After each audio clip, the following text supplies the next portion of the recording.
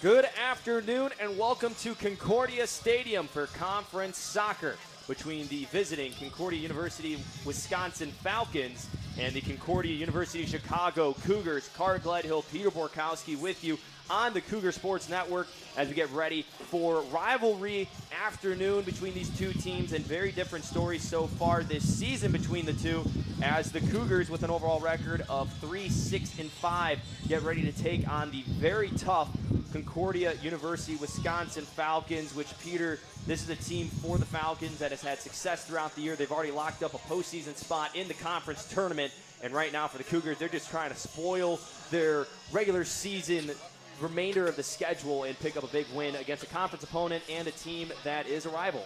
This is a CUW team that has a lot of talent. Carter, Isabel Downs, number 21, a player to watch out for, 12 goals on the year. That ranks towards the top of the conference. You also got to watch out for the goalie, number 1, Brooke Braga.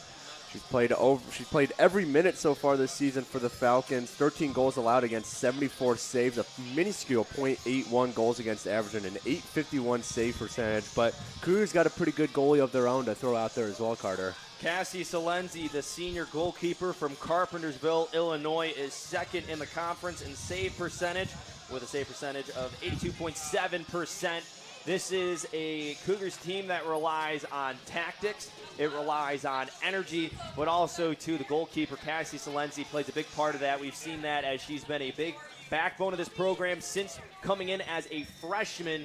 And for her today, it's going to be put up with a tough task against some of the Falcons that put up a lot of shots. This is a team that scores a lot as well, and it's been very difficult for teams to stop Concordia, Wisconsin, with their 26 goals on the season. Well, 2.63 goals a game for CUW, but Cougars are a very good team defensively, 1.36 goals allowed per game. You got Salenzi in net, always nice to have a solid goalkeep, be able to bail you out in case your defense ever cracks, but they just have good defensive personnel too. Megan Shelton, one of the senior leaders on this team, number 12, Valeria Fernandez, is a great defender as well, so it's a good defensive unit for the Cougars, but like you said, they got their task cut out for them today. Let me just be more specific. 26 conference goals and 42 goals overall for the Falcons that are 11-3-2 overall.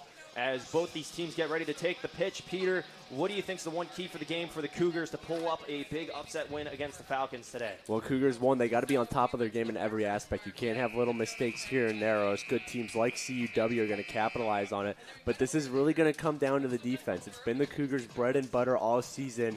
Even while their offense has struggled now and then, their defense has always remained rock solid. So if they get a good game out of their defenders, they get a good game out of Salenzi and net, they should be able to keep this a 1-2 goal game maybe, and give their offense a chance to get a lucky break here or there and put one past a really good CUW defense. It's the Falcons and Cougar on the Cougar Sports Network as we get ready for conference soccer here in River Forest. Both the teams will take the pitch, and we'll have starting lineups for you after a word from President Russell Dawn. Hello, I'm Dr. Russell Dawn, President of Concordia University Chicago. Thank you for tuning in to today's Cougar Athletics broadcast. We take great pride in the strength of both our athletic and academic programs, which are rooted in our steadfast commitment to Jesus Christ. Dedicated to the liberal arts as a foundation of a high-quality college degree, we believe education should form individuals for service to their neighbors. This makes Concordia Chicago an exciting and fulfilling place to study, work, learn, and grow. Learn more today by visiting cuchicago.edu. Thank you, and go Cougars! Ladies and gentlemen, welcome to today's Northern Athletics Collegiate Conference matchup between the visiting Concordia, Wisconsin Falcons and your Concordia, Chicago Cougars. Time to meet the starters first for the visiting Falcons. In goal, number 1, Brooke Braga. Number 3, Sheridan George. Number 9, Jordan Lafferty. Number 11, Sabrina Moore. Number 12, Selena Essen. Number 14, Connie Rowe. Number 16, Isabella Rapp. Number 19, Anna Dawn.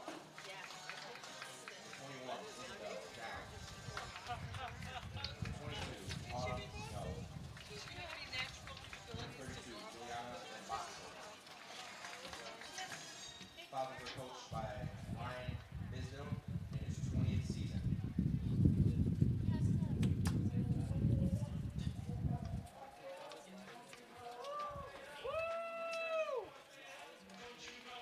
And now the starters for your Concordia Chicago Cougars. And joining our women's soccer team today is the EISA Dynamite from DeWitt, Iowa. In goal, from Carpentersville, Illinois, number 1, Cassie Salenzi. Cassie is accompanied by Tegan Spain. From Helena, Montana, number 2, Hannah Bowers. Hannah is accompanied by Kit Converse. From St. Louis, Missouri, number 3, Allie Brown. Allie is accompanied today by Ryan Costas. From Plainfield, Illinois, number 8, Grace Gladowski. Grace is accompanied by number 4, Charlotte Howley. From Chicago, Illinois, number 9, Pamela Saldivar. Pamela is accompanied by Molly Morris. From Burbank, Illinois, number 12, Valeria Fernandez. Valeria is accompanied today by Karen Carney. From Lake in the Hills, Illinois, number 13, Lucia Falone. Lucia is accompanied today by Courtney Lake. From Antioch, Illinois, number 14, Jordan Gosell. Jordan is accompanied by Mia Zimmer. From Villa Park, Illinois, number 21, Juliana Paulson. Juliana is accompanied by Isabella McQuistion. From Chicago, Illinois, number 23, Julissa Diaz.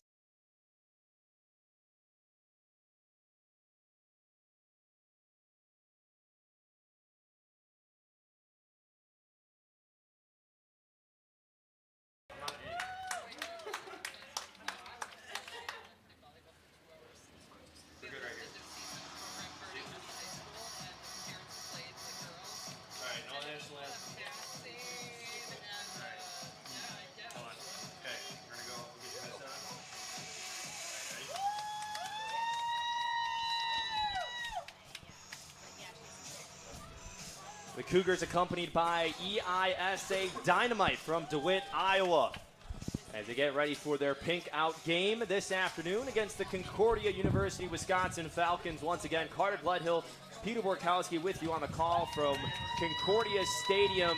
A beautiful day for soccer, just over 70 degrees.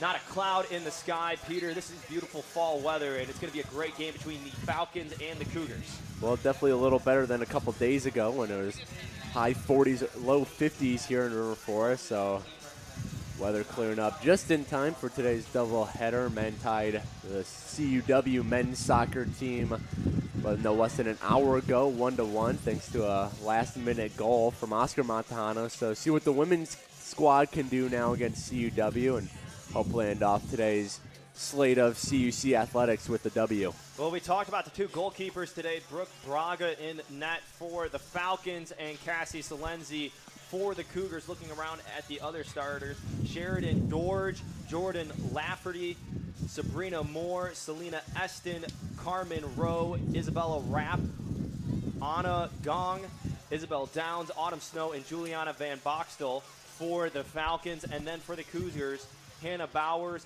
Allie Brown, Grace Gladowski, Pamela Saldivar, Valeria Fernandez, Lucia Falone, Jordan Gosell, Juliana Paulson, Julissa Diaz, and Shelby Sims for the Cougars, wearing their all-white home jerseys with maroon numbers. The Falcons wearing their royal blue away jerseys with white numbers and black trim. Cougars won the coin toss. They will get the opening kickoff here underway from Concordia Stadium. And the biggest thing for this Cougars team, Peter, we've seen it a couple times when, especially at home, Coach Eddie Garza talks about defending the home turf. Really what the Cougars do well is when they get the ball outside to Paulson, she's able to use her speed, and then you see players like Gozell and Brown able to fill the middle, and that's when you start to see this Cougars attack really develop well. Well, you got players like Paulson, as you mentioned. You also got players like Madeline Georgopoulos, who isn't on the field right now, but another player who Coach Garza likes to use a lot for her speed, very similar to Paulson in that vein. Jamie Sieber, another player, number 31 in white, also not on the field right now. But Cougars love that tactic of a lot of speed on the outside and then filling the middle with players like Jordan Gosell, who really like to put that ball on net. So that's the tactic they're going to look for today. But again, it all starts with the defense against a very high-powered CUW offense. You got to get that ball going in transition. Got to get up quick. Cougars do not have their leading goal scorer on the pitch right now, Medellin Loza, with 5 goals on the season. But again, there are a few goal scorers for the Falcons that you need to keep your eyes out for. Osby Isabel Downs with 12 goals on the season, and Selena Eston with 9. Going back to Medi Loza, Coach Garza likes to bring her off the bench a lot. Likes to start his games with a lot of defensive personnel out there. Make sure that score stays 0-0 for a while. Try and tire out the other team. And then he'll bring on players like Loza, players like Megan Wilkinson-McQuaid, who have that scorer's touch. So once that other team's maybe a little worn down, that's when his goal scorers can really go to work. Cougars are 2-3-3 at home this season. In their last home match on the 19th against IIT, they lost 4-0. The last home win was against Alverno College by a score of 7-0. Well, besides that IIT loss, CUC's been playing some really good soccer all the way back to September 28th. That IIT loss was their only L. Well, they've had 2 losses since the 28th against MSOE and IIT. But since then, a lot of wins, a lot of ties. So this team's playing a lot better now than they were towards the first half of the season. Falcons have been controlling the ball so far here in the opening minutes of the match. And you mentioned it too. This is a strong defensive team. Coach Garza likes to put his defensive specialist out there early, really make sure he's established that defensive presence as high ball in the air goes out by the sideline. Falcons try to regain possession, and then it is booted away by the Cougars. No matter who they play, there's always slow starts to these games whenever you're playing the Cougars. They like to keep goals off the board. They don't score many in the early going as well until they bring some of that scoring personnel off the bench. But as we've been talking about, these games usually stay 0-0 for quite a while before one of the offenses finally finds a way to break through. Falcons have already clinched a spot in the NAC tournament. 11-3-2 overall. It'll be a corner kick for CUC. Corner kick, Falcons. Taking the corner kick for the Falcons will be Jordan Lafferty, the senior from Surprise, Arizona. Nice ball, far side.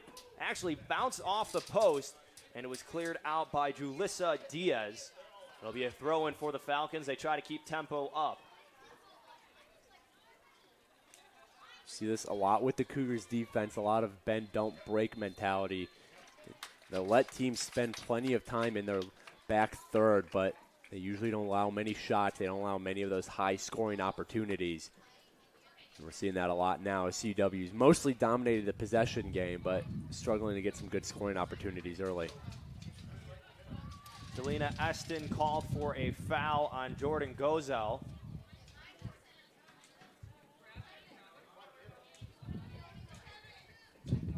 Cassie Zelenzi looking to punt it away. It'll be a matter of which goalkeeper breaks. Both these teams with the 1 and 2 top goalkeepers in the conference.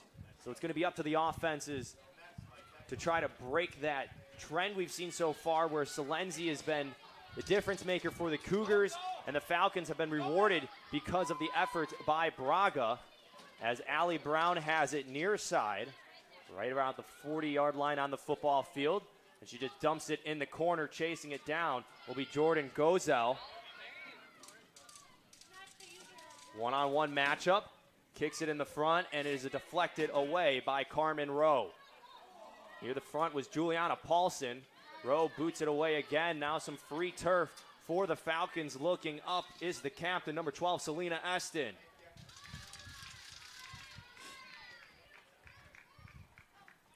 Nice job by the Cougars to break into the Falcons zone.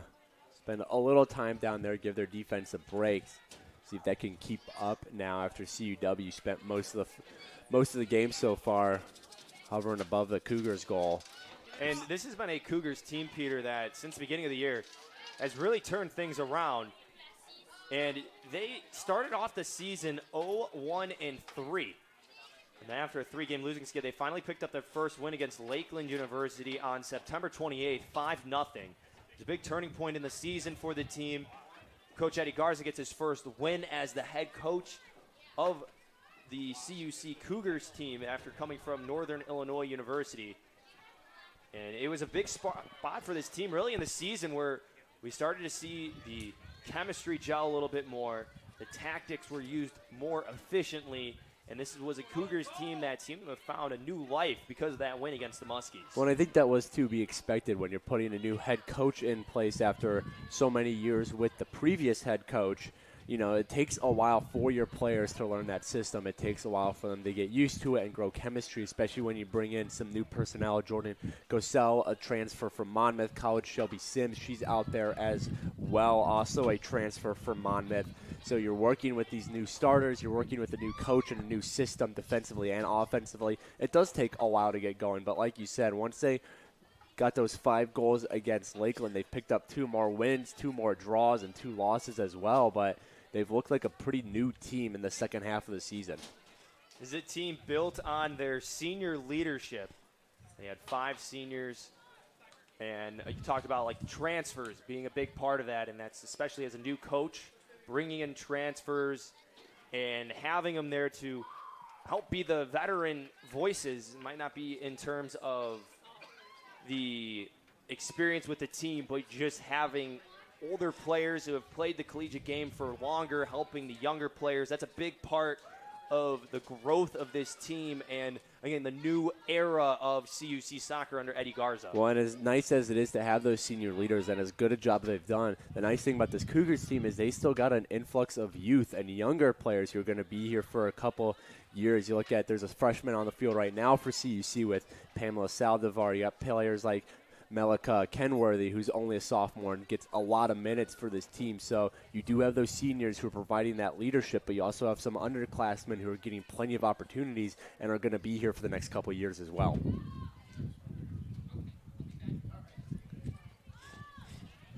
Concordia, Wisconsin, Juliana Van Boxtel dumps it over to Anna Gong.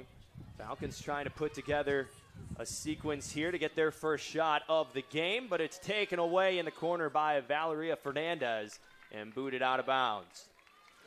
Fernandez is such a good player for this Cougars team. She never really shows up on the stat sheet a lot, but her defensive play is just so solid. She's usually getting these top assignments in games, and she's making them look easy just with good positioning, good athleticism. So, again, one of those players who maybe doesn't get recognition because she's not scoring a lot of goals or assists or putting up shots, but she's always right there, always doing what she needs to do defensively. A substitution for the Cougars, Grace Glodowski. As a deflected ball off of Hannah Bowers, it's the side of the net. The shot was taken by number 11, Sabrina Moore. There'll be a corner kick for the Falcons. Substitution, Jamie Siebert. Corner kick, Falcons. Falcons are packing the box. Corner kick was taken by Lafferty. Up at the top, just out the 16-yard box, was Rapp, and a nice save by Cassie Salenzi. The Cougars always have some good defense right in the middle of the box. Usually they put Gosell there. Gosell stands at 5'8", so one of the taller players out in the field, and then Megan Shelton's a really good player in the center as well. Always needs to be where she needs to be defensively.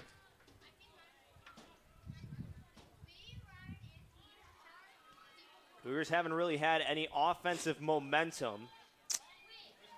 They're trying to get something going. Julissa Diaz was able to push a little bit past the middle of the pitch, but it was quickly taken away by the Falcons. Another player that's been key, Peter, to this CUC team has been Allie Brown, the junior from St. Louis, Missouri. She has played all over on the field, and not only has she been a big part of the offense in terms of assists, but also been a sneaky part of the defense too. And having a versatile player like Brown being able to play both up and back is the reason why this team is able to do so much with their tactics. Well, Brown's one of those midfielders that she's just everywhere over the field. She's defensively, she's everywhere. She's offensively, she's everywhere. It's just because she's so quick that she can kind of pester those players when they're on offense. She can go try and knock the ball away, just disrupt things. And she's also a great facilitator on offense. 4 assists, leads the Cougars in that category on the year. Also has a goal in her name. So, like you said, Brown does a little bit of it all, and it's all thanks to her athleticism and her speed. Falcons were able to get a throw in. Jamie Siebert tried to keep it in, but another one to come for the Falcons. Now possession will turn over to the Cougars. Well, I think we're kind of seeing why it's so frustrating to play the Cougars this year is that for as much time of possession as the Falcons have had, they've only gotten one shot out of it. Now, it went on goal, but still, they've been spending most of the game deep into the Cougars' end, and they're not getting any opportunities out of it, and that's just the way the Cougars play. That they're such a stingy team defensively. It's just frustrating to play against them and try and get scoring opportunities out of it. And it was something that Coach Eddie Garza talked about in the Coaches Weekly against IIT, a very good team in the conference. It was well known that IIT is one of the best teams in the conference. For these next couple games, he never wanted to change their alignment. He wanted to keep true to themselves and their tactics, but also, too, put it on the opponent to try to break your scheme. Mm-hmm. You don't have to do anything to adjust to them as much as they need to adjust to your defense. And it's worked out so far for the first-year head coach. Falcons keeping it on CUC's side of the field. A nice move in the middle by Selena Eston. She takes her first shot. Had a nice bend to it, but missed outside of the right post. We are seeing last few minutes, CUW getting a couple more opportunities. They're still only at 2 shots on the game, but they're putting some more stuff towards goal. I think they're kind of tired of waiting for those good scoring chances, which are hard to come by when you're playing the Cougars, and they're content with just trying to put something on net, hope for a lucky bounce, hope for a lucky break right now. Because, again, this Cougars defense is locking down when it comes to play in front of the net.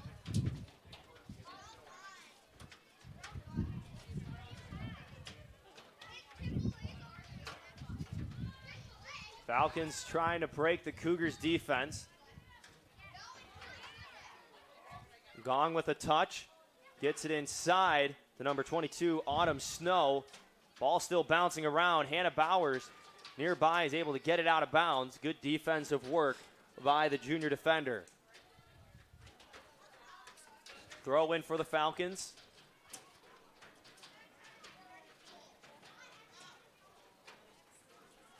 Glodowski and Falone bounce off each other. Falone's able to get it out of bounds. Throw in CUC.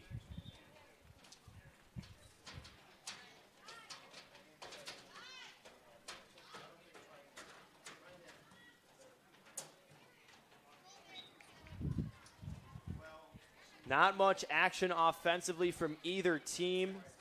2 shots so far in the game for the Falcons, 1 on goal. Selena Eston and Isabella Rapp, the 2 Falcons with shots. Cassie Zalenzi with a save. Cougars still have yet to really push deep into Falcons territory. It'll be interesting to see how Braga looks once the Cougars are finally able to get into those deep scoring areas because, you know, as a goalie, it's hard to stand around, not see any action for a while, and then all of a sudden if you start getting a flurry of shots, you're not really in a groove. So, again, Braga hasn't had to face anything so far this game, so it'll be interesting to see that. If the Cougars can get down that far, if they're going to be able to beat her right off the bat while maybe she's a little cold right now. Line drive goal kick from Salenzi. Far side, Siebert backing down a Falcon. Battle is won by Carmen Rowe.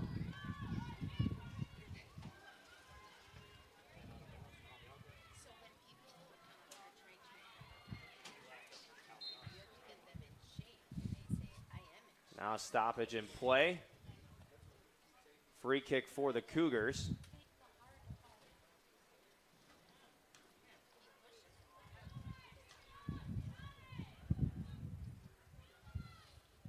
Under 30 minutes to play here in the first half. 0-0 Falcons and Cougars.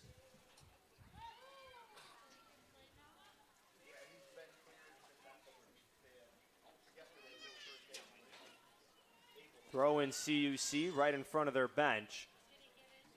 First time we've seen CUC in Falcons territory. Jordan Gosel gets tripped up, falls to the turf. Falcons try to get it out. Chased around.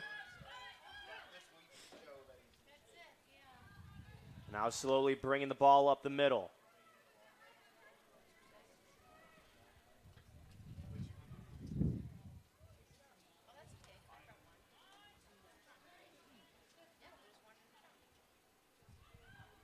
Falcons on the far side. Sheridan Dorge trying to get around the defense for the Cougars. Loses it out of bounds. Good play by Julissa Diaz.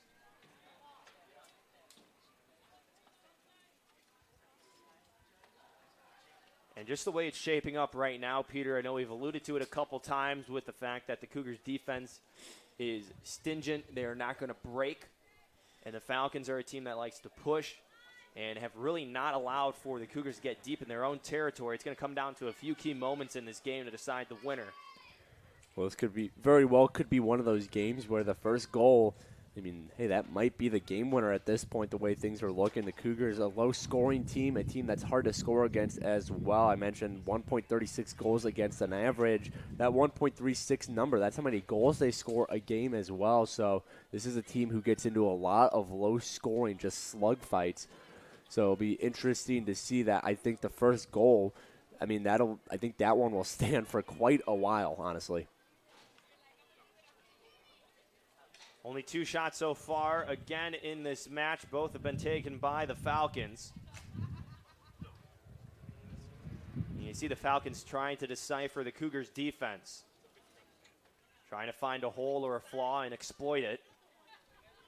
So far, CUC has not waved at all by any pressure from the Falcons.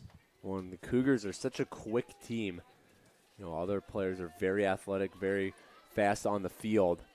It's hard to find one of those holes because as soon as one opens up, there's usually a player who's right there to plug it, make sure no one can exploit it. There's a chance there for the Falcons, but it was quickly shut down by Lucia Falone. Ball all the way out to the middle of the pitch. Now putting pressure on the Falcons is Shelby Sims, the senior. Goes down the far side, dumps it off to Siebert. Looked for Gozel in the middle. Brown kicked it into a defender, Juliana Van Boxtel. Now the Cougars just dump it deep. First time we've seen Brooke Braga touch the ball.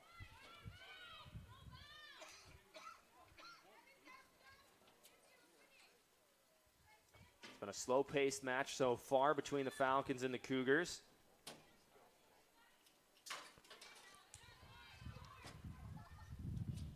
Falcons regain possession.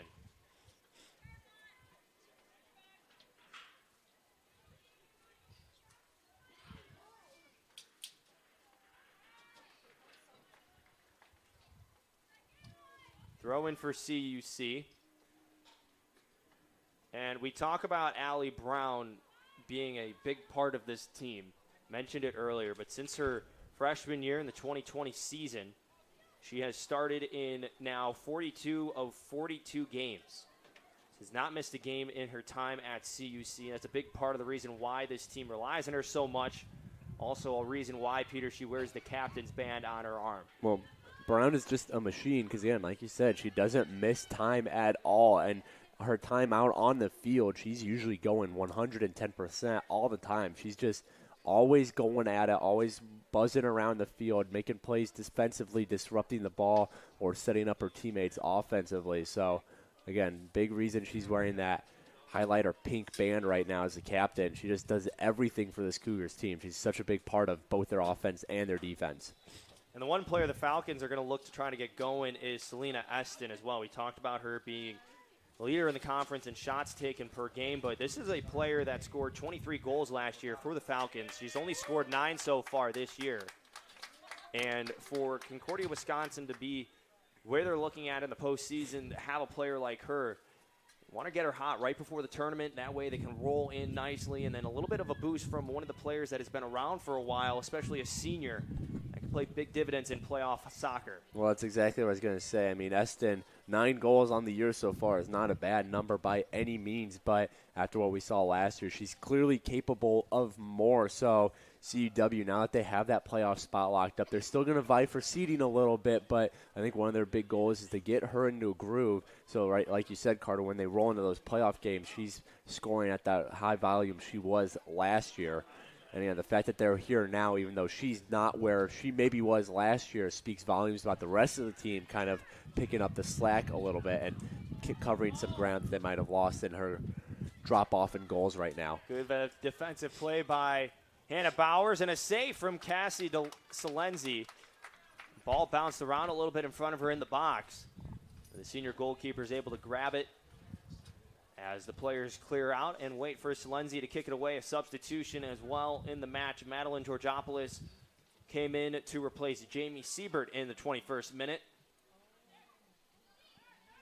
A slow-moving ball, but still not an easy save for Salenzi. That one had some weird bounces on it. Took a couple redirects off some bodies in front in the box. So good on the senior keep a read on that one and, you know, not flinch before she was able to snag it.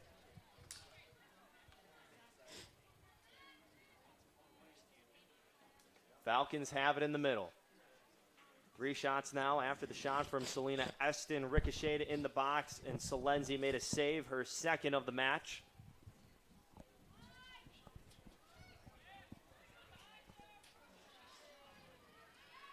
Good defensive pressure from Julissa Diaz for CUC.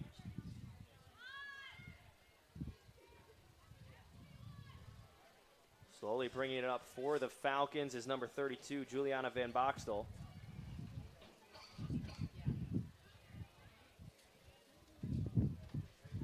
Now all alone on the near side is Anna Gong. Looks to the middle before being pressured by Jordan Gozel. Into the middle.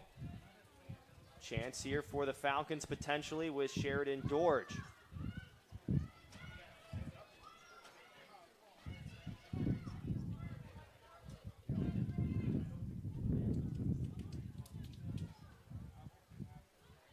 Falcons still trying to look for a lane to go. Now it's dumped in a little bit further deep. Falcons chasing it down into the corner. Autumn Snow not able to get to it. It'll be a CUC throw-in. Substitution for CUC as well. Now in number 5, Megan Wilkinson McQuaid in for Jordan Gozel. Wilkinson McQuaid, a junior from Georgetown, Kentucky. When we talk about that shift, Peter, from defense to offense, this is where we start to see Coach Eddie Garza bring in some offensive players. Wilkinson McQuaid with 3 goals on the season. He has played in all 15 matches so far for CUC as well.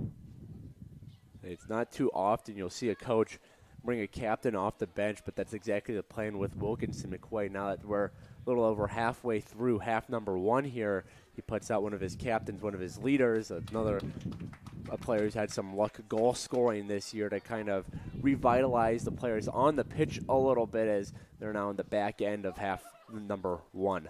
Jordan Lafferty with a shot. Salenzi ate it up in net.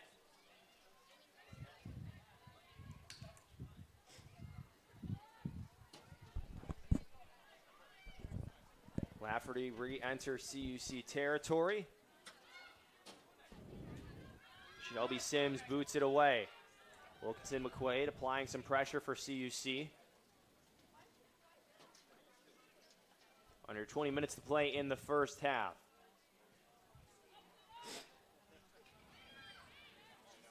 Anna Bauer able to get it out of bounds. Concordia, Wisconsin throw-in. Fans, head over to CUCougars.com for everything CUC athletics and women's soccer. Click Sports and Women's Soccer in the drop-down menu to find rosters, schedules, stats, and more at CUCougars.com.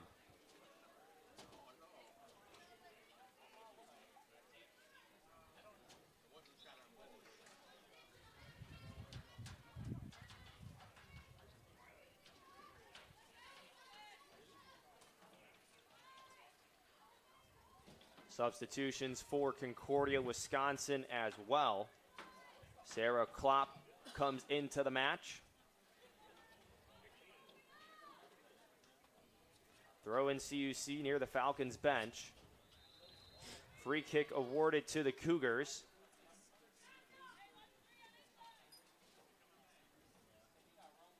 Knocked down on the play for CUC was number 9, Pamela Saldivar.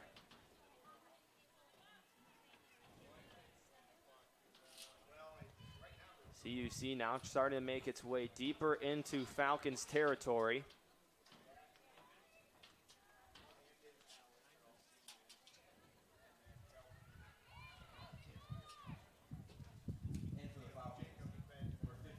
Bria Rosmiark and Maya Bell as well for the Falcons coming in during the substitution wave for the Falcons. We haven't seen quite as many Falcon substitutions as we have Cougar subs today, and that's something CUC could really take to their advantage. This is a very deep bench. All the players on the CUC bench are, capable of running what Coach Garza is looking to do. So they can wear out the Falcons, who seem a little bit more hesitant to put different personnel out there. They wear out the Falcons. They keep putting fresh legs in. They should be able to, start winning some of these foot races and hopefully move downfield a little more efficiently. A shot deflected off of number 23, Julissa Diaz. And to your point, Peter, especially when you're trying to develop a program, Coach Eddie Garza giving a lot of players an opportunity to play, but then also, too, it's a learning mechanism, too, for the team. With a lot of young players, you have to get them experience, and there is a difference between practicing tactics against your own players and your own team and then practicing those against in a scrimmage. But obviously game reps is the most important aspect when trying to develop your younger players, and it's just finding the time for it. And we've seen Coach Eddie Garza be very generous and also has been honest with giving players those chances, as there is now going to be a penalty kick awarded to the Falcons. Cassie Salenzi was able to make a stop on the left side, but getting tripped up inside the box for the Falcons was number 12, Selena Eston. So now a big-time spot here. You talked about it, that one goal could be the deciding factor. A lot of momentum could swing here. Imagine if Salenzi pulls off the save. She's got a tough task with Eston taking the shot. But you want to talk about getting one of your top goal scorers going. There's no better way than with the penalty kick. Eston with 9 goals on this season. Cassie Salenzi with the second-best save rate in the conference. And coming up victorious in that matchup is Selena Eston with her 10th goal of the season. Say not much to that one. She got Salenzi going the other way. Salenzi was moving to her right, so Eston put it to her left, and I think Salenzi knew as soon as that ball came off Eston's foot that she was beat. But again, unfortunate that first goal had to come from a penalty kick against the Cougars, but them's the breaks, and now they got to get this offense going as they find themselves down by 1. So Selena Eston, we talked about her getting a little bit more involved in the offense, picks up her 10th goal of the season. And now in her 4 years with the Falcons has scored double-digit goals in all of those seasons.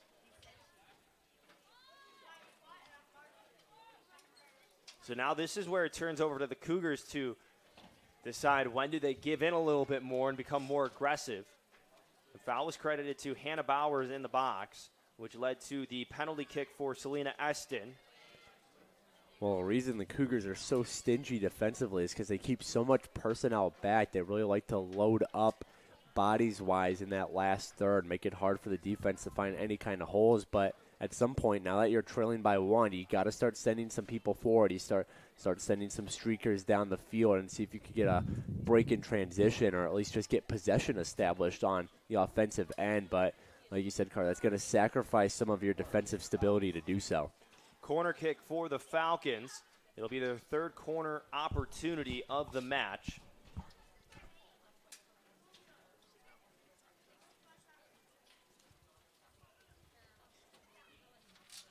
Header by Wilkinson McQuaid is out. First touch for the Falcons by Sarah Klopp. Dumped back in by Van Boxtel, and it goes out of bounds. Goal kick for the Cougars. Fans will also have some halftime entertainment for you as EISA Dynamite from DeWitt, Iowa will be scrimmaging during halftime of the match. We'll have that coverage for you on the Cougar Sports Network, a little bit of extra soccer for you. So be sure to stick around for halftime.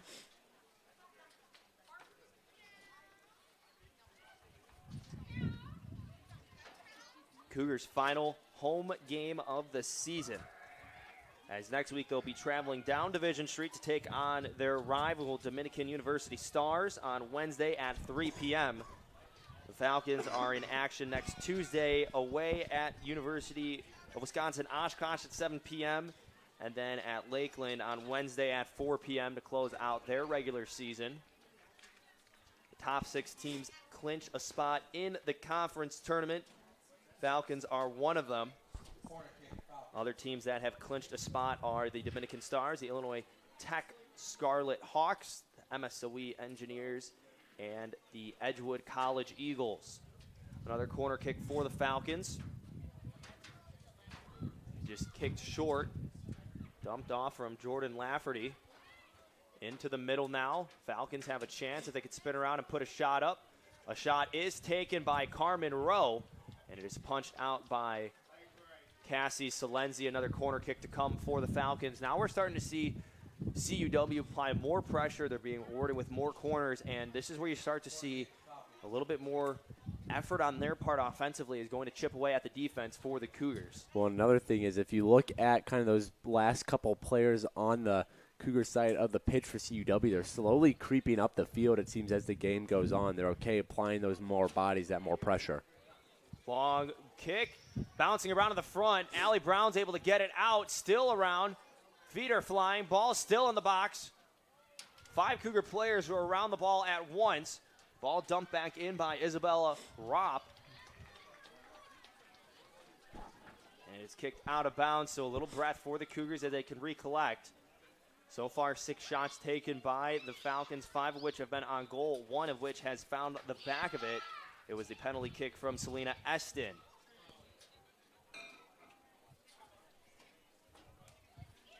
Well, they might be down by 1, but I think it's still a good sign for the Cougars that one was a penalty kick. Obviously, you don't want to take penalties like that that lead to those situations, but you know, in terms of settled offense, in terms of everything outside of penalty kicks, they've looked really good defensively against CUW. CUW is really struggling to get some good scoring opportunities out of it.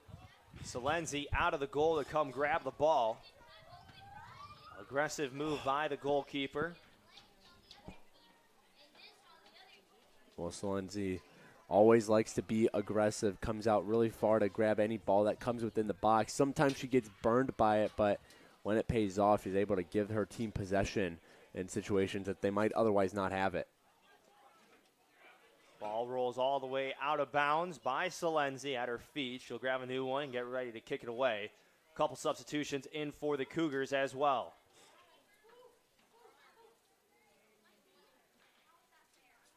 Cougar fans, be sure to check out our YouTube page, CUC Sports, for new digital content, interviews, and all broadcasts on the Cougar Sports Network. Now, you can become a channel member for $5 a month to receive exclusive access to content and the ability to participate in live chats during the broadcast. We sincerely thank you for all your support of the Cougar Sports Network.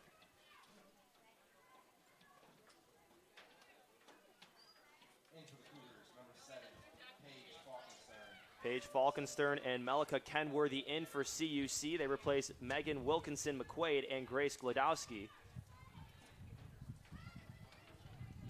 Well, now the Cougars get a little bit more defensive personnel out there. Falkenstern is listed as a forward, but Kenworthy's also a forward. Kenworthy plays a lot of defensive game, though, and these are two taller players with, a lot of reach in their game. So good defensive games from both of them. I think Coach Garza may be trying to lock things down and at least keep this at a one-goal game heading into the second half.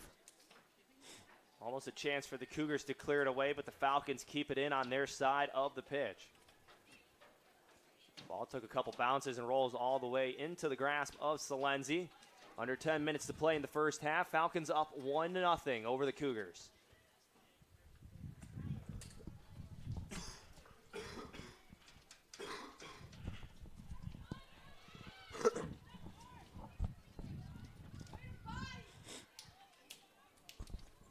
Now play in the middle of the pitch. Shelby Sims with a couple touches on the ball. Throw in for the Cougars in front of the CUW bench. It's been a matchup that has been heavily dominated by the Falcons all time. Cougars 1-17-1. They have not won a match at home. They are 0-9-1. Only win against the Falcons came in 2016 on October 22nd. It was a score of 4-0 on the road in Mequon. Hannah Bauer is able to get a foot on the ball, gets it out to Allie Brown. Brown starting to make some movements toward the bench, and then a free kick is called in favor of the Cougars. They'll bring the ball all the way back to around the 25-yard line on the football field. And looking at the box score, Peter, we've started to see a little bit more of a distance between the Cougars and the Falcons in terms of shots. Now 9 for Concordia, Wisconsin, only 1 for the Cougars, 5 of which have been on goal for the Falcons. And it's really started to pick up really in these last 20 minutes, but even more specifically after the penalty kick, I should say, from Selena Eston. That's when we started to see the Falcons shift it up one notch and go into extra gear. Well, they got that one goal, which even though it was a penalty kick, which, is a little bit of a odd situation. It's not like their entire offense put it together. It kind of showed like, all right, we got into the zone, we drew the penalty, we can put a goal up on the board. So it gives their offense a little bit of a, morale boost. Now they know they can't score, they can't get in those high scoring chances. So I think that gave them a little bit more incentive to be aggressive. And plus they've, as the game goes on, they've seen the Cougars haven't had much success gaining possession and clearing the ball. So I think CUW is okay being a bit more aggressive until we do see those good opportunities come from CUC. Throw in for the Cougars on the far side. Sims was able to get a touch on it again. Now making her way into the middle is number 12, Selena Eston. She's already scored 1 goal for the Falcons today. And chasing it down near the bleachers for the Falcons was number 37, Bria Rosmarek. Goes out of bounds. It'll be a goal kick for the Cougars. Reminder, folks, stay with us for halftime as EISA Dynamite will scrimmage. The youth soccer team from DeWitt, Iowa. Accompanied the CUC starters to the field during starting lineups. A cool moment, especially when you have the younger youth soccer team out there with collegiate athletes. And we'll put a pause on that thought as the Cougars are starting to make their way into Falcons territory. And the ball kicked off of Allie Brown was from Valeria Fernandez. Now some move on the far side. Spinning around. Paige Falkenstern in, gets deflected off of her shot from Anna Gong. Falcons able to clear it and get a little bit more space.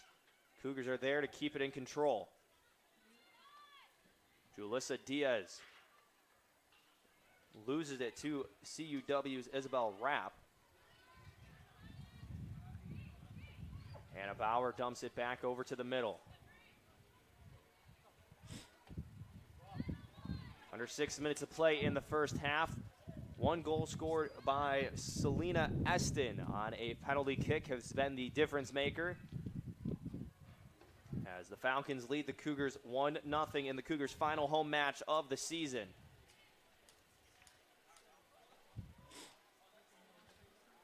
Into the corner for the Falcons now is number 26, Maya Bell.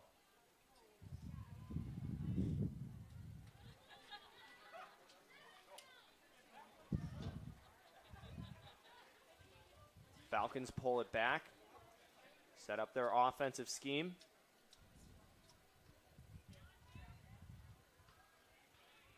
Dumped in. Rosmerick again, and in the front, Salenzi comes up. Cuts in front of the Falcons.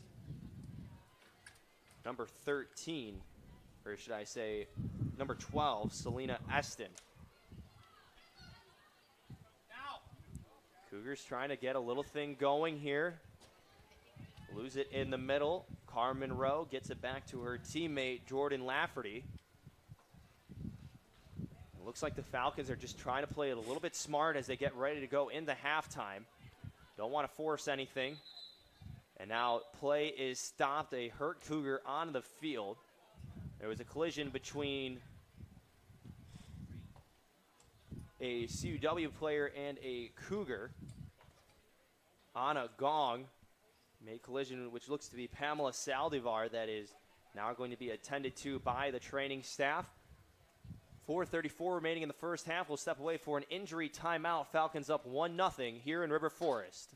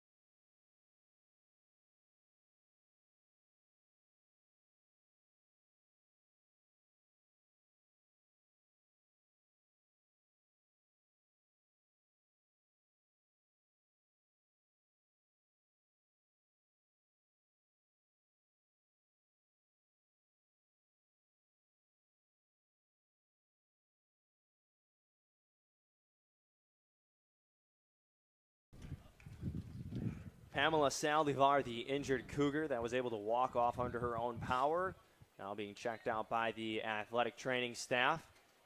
Kitana Watson comes into the match to replace her. 4:26 remaining in the first half. Falcons up 1-0. Carter Gledhill, Peter Prokowski with you on the Cougar Sports Network. Beautiful Saturday afternoon in River Forest as Watson gets her first touch on the ball. Gets knocked around a little bit by Anna Gong. Ball enters CUC's territory now. Bringing it out on the far side is Julissa Diaz. I was going to talk about it before the Saldivar injury, but I'm interested to see what tactic the Cougars go with now that we're under 4 minutes to go here in the first half. Are they going to start pushing, be more aggressive, and try and find that game-tying goal before they head to the locker room? Or are they just going to really lock down defensively, make sure this stays at a 1-goal deficit, and then come out of the halftime break with, maybe a new game plan, figure out how to make up that goal after they take a little bit of a breather. Paige Falkenstern in the hip pocket of Jordan Lafferty. Lafferty now with a cross to the front, and it hits off the post. It'll be a goal kick for the Cougars. It'll be interesting to see if the Cougars are able to put any sort of push offensively in these final minutes of the first half. Again, only tallying 1 shot so far, as Brooke Braga has not really had to do anything in goal. She's not made any saves. She's only faced 1 shot. However, for Cassie Salenzi, 8 shots, 5 of which have been on goal. She's made 4 saves. It's going to be interesting. It'll be hard to do it, but, if the Cougars can go into halftime break tied up, they got to make a big push right now as they just have 2.5 minutes left. But with the ball starting with Salenzi, now's the time to maybe try and get something going. That's just going to be such a big win if they can even come close to tying this game up, get some offense going after they've been stagnant all first half.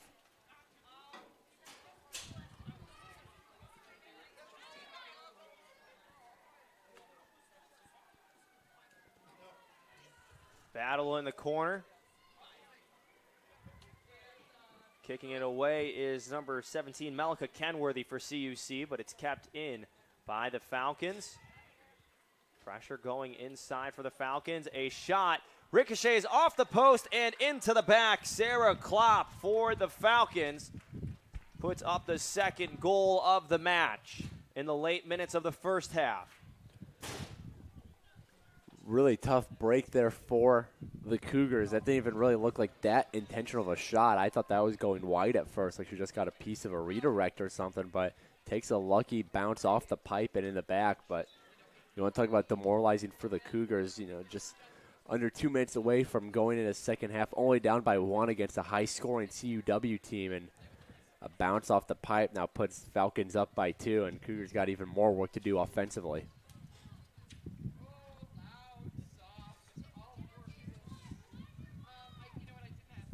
So Sarah Klopp picks up the goal. Her second goal of the season.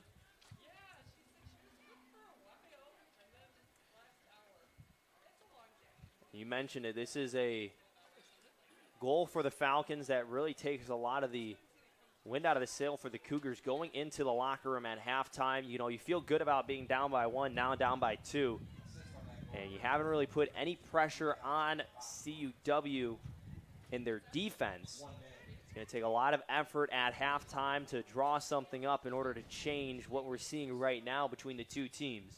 Now the Cougars have to start applying some more pressure offensively and start moving some bodies upfield, which is going to leave some more holes defensively against, again, a team that likes to score goals at CUW. So a bit of a pick your poison there. You need to score goals, but you also don't want to leave your defense too vulnerable against a team like CUW. So be a real test of Coach Garza and his scheming if he's going to be able to come up with something that gets that job done during the halftime break. Falcons were called for offsides. Free kick taken by Melika Kenworthy.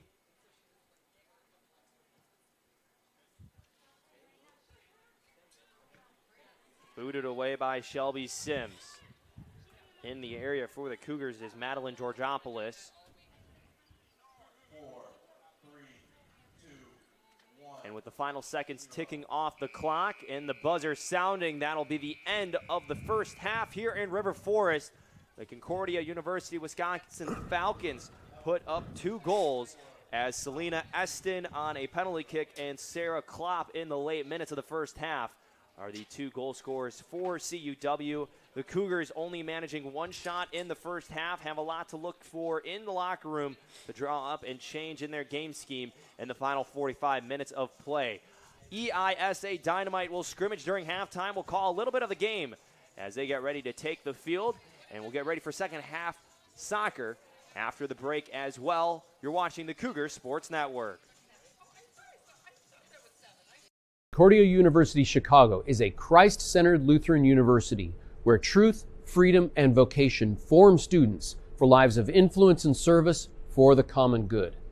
Our university offers a wide variety of undergraduate and graduate degree options that are available in person and online. That means we have a program designed for you. Whether you're a high school student, an adult returning to complete your degree, or someone looking to enhance your credentials and prepare for career growth. As a member of this university community, you'll also find support in your spiritual and personal life so you can grow in the faith and discover ways to serve others. To start your next journey with us, visit cuchicago.edu today.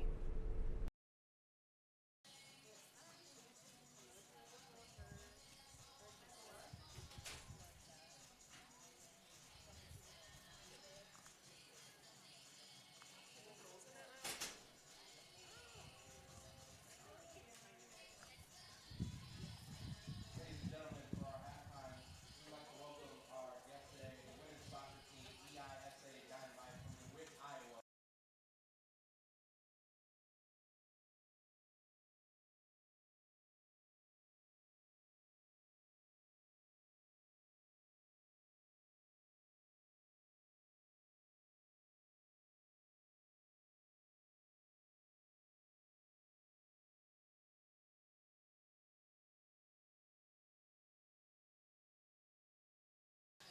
Extra soccer for you today. EISA Dynamite from DeWitt, Iowa, scrimmaging on the pitch during halftime break. It's going to be a short scrimmage, but it'll be a lot of fun as the team made the drive out here today.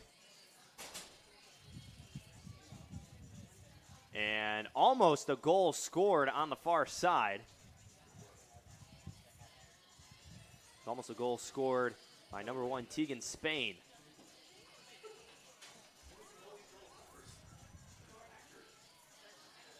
So now we will have a goal kick to resume play. Resuming play is Charlotte Pauley. Nice drive into the middle. And now touching it for the green jersey team first was Ryan Costas. Another goal kick for Team Yellow. We'll call it Team Yellow and Team Green. One of the teams wearing the bright green pennies. Goal kick away by Terry Ann Carney.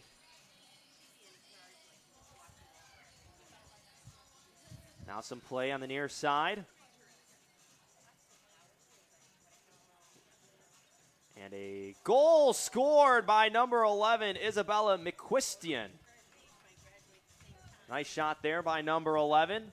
Team Green up 1-0.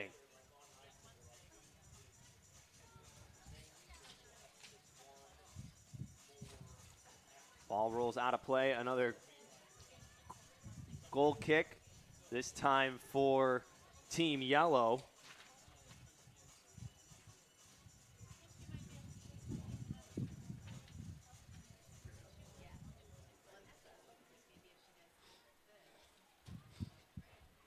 So score right now, 1-0 Team Green. Nice move there by number 2, Kit Converse. She loses it to the far side. That was number 10, Mia Zimmer. That kicked it out of bounds. Goal kick will be taken by Charlotte Pauley. Into the middle. Open net, Pauley able to come out.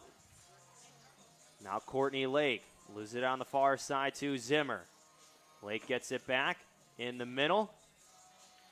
Booted away by Zimmer.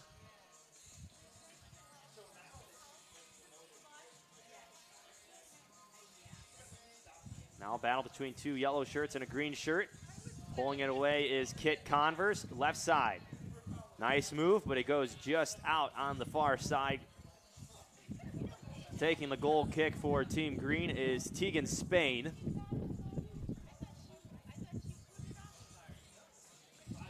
Kicks it up in the middle.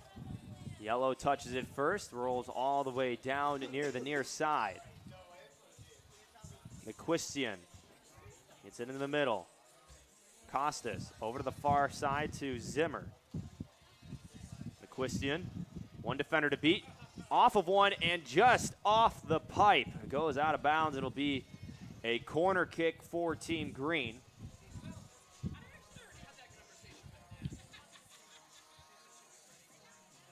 So Team Green packs the box. McQuistion takes it. One hop to the side. The goalkeeper grabs it. Good save there by number 4, Charlotte Pauley. Bouncing around, Team Yellow almost got their first goal of the scrimmage. It'll be a goal kick now for Team Yellow, or excuse me, corner kick for Team Yellow. Taking it will be number 9, Courtney Lake. Near the 6-yard box is Kit Converse. Kicked right at McQuistion. It'll be a handball now called on McQuistion.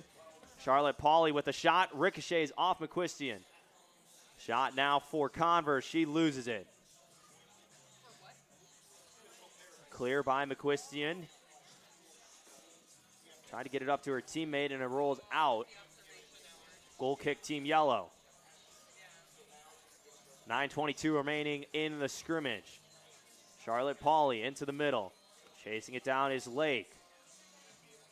Mia Zimmer. Now Lake tries to find an alley. Good defensive work on the far side. Number 7, Molly Maris. Able to force Lake to lose it out of bounds. A goal kick for Team Green.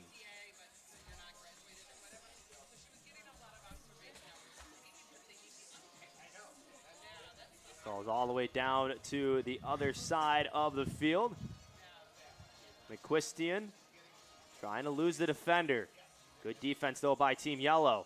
And number 2, Kit Converse. Converse now has possession. A good save in net by Pauley. Cleared all the way down. It'll be a goal kick for Team Green. Molly Morris will kick it away, resume action. And now far side, a chance for a goal here. McQuistion keeps it from going out of bounds. Trying to find a lane to work with in the middle. And a shot was taken by number 3, Ryan Costas.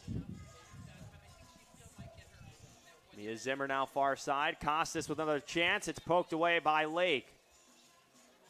Lake gives it up. Open goal here. If Team Yellow can convert, they can get on the board. Kit Converse putting on the moves. Spin around. And good poke away by the defense, number 1, Tegan Spain. It'll be a corner kick for Team Yellow.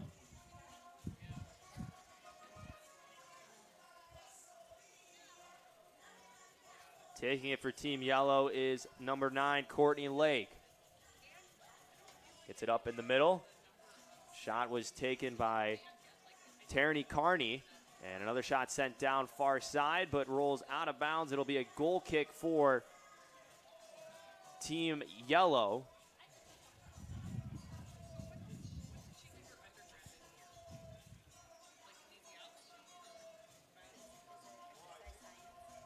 Waiting for play to resume with the goal kick.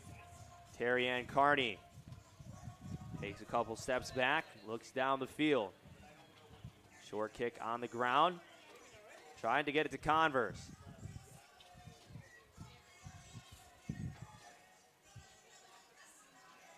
Team Green trying to get around the defense. McQuistion a throw in. Now in the middle to Costas. And a shot by Costas ricochets off Team Yellow, and another goal for Team Green. 2-0 Team Green.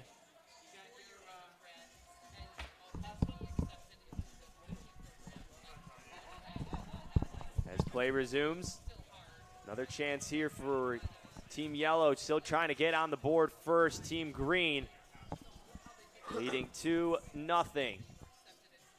Yellow has some room in the middle. Spain with the room. Spain, shot, goal! Tegan Spain.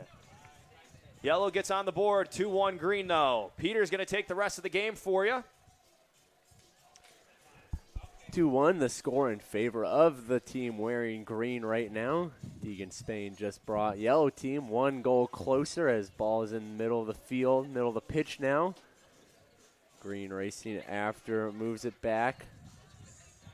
Number 4, Charlotte Pauly chasing the ball down for Yellow as this one's going to go towards the Yellow net. 2-on-1, it's ruined though. Last defender in line for Yellow made sure that was the case as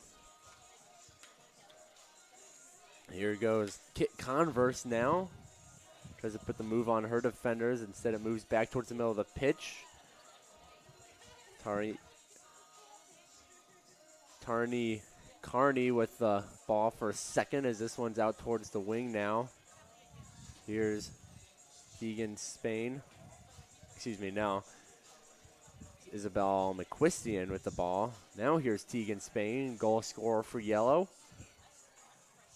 Deep in Yellow's own end as this one's going to go towards the net, but stopped by Pauly before it even comes close.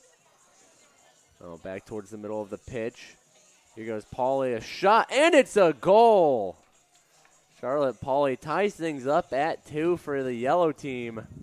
We got a brand new soccer game on our match here in the EISA Dynamite scrimmage. Halftime here in River Forest between the Cougars and the Falcons. A little extra soccer for everyone watching at home. Currently tied up 2-2 between Green and Yellow as Green moves up. Now McQuistion sends it towards the middle. We had a player tying her shoe. She's able to recover, though, before Green could get a shot off. Oh, and a player on the ground now. No call made. Ryan Costas moving the ball around. Yellow picks it up there. That's Lake. Courtney Lake puts it towards the net. Green jersey right there to make the stop, though. All right, here comes Kit Converse, and ball stopped. Good stop there by Green defense again. Christian sends it down. Oh, the ball trickles towards the net. It's on the outside, though.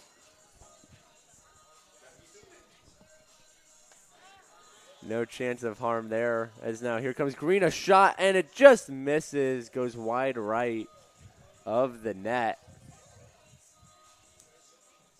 So Yellow gets set for the goal kick.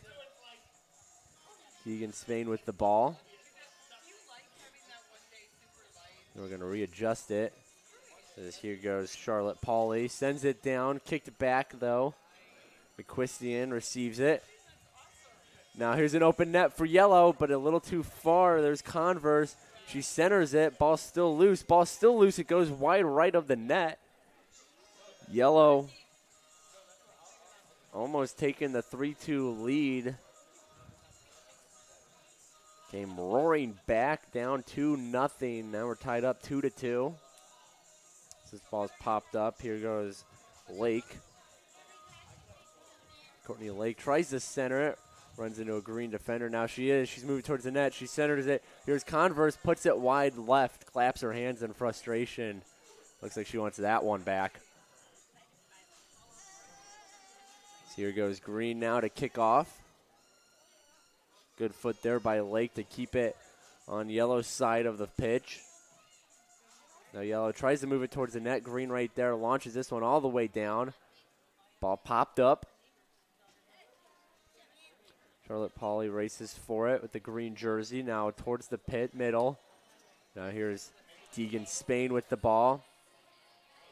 Tries to keep it moving. Instead, Green's right there. A shot, and it goes in the back of the net. Green retakes the lead 3-2. As time is winding down here in the halftime scrimmage. This ball popped up. It's going to start finding its way towards the Cougars huddle. And now here comes yellow. Kicks this one out. Goal kick coming up for green. Time running low. Now the kick here. Yellow's going to take this one safely. They got to find an equalizer here again. Found themselves down 2-0, tied it up at 2. And now they're down 3-2 as here goes Tegan Spain. The shot goes wide left of the net.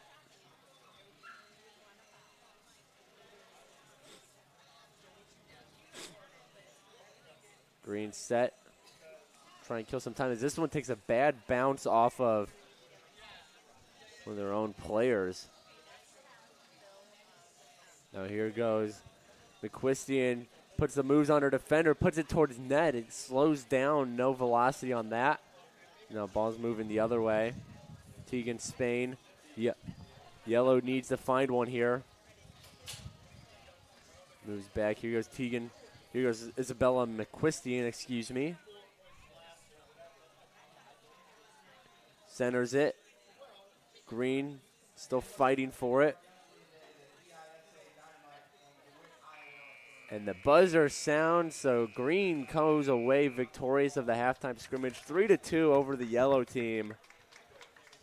Plenty of fun had out on the field during halftime by the EISA Dynamite youth soccer team out of DeWitt, Iowa. Special opportunity for all the girls involved to be buddied up with some of the CUC players for pregame introductions and then get some time to have fun on the field during halftime as Carter takes a seat next to me.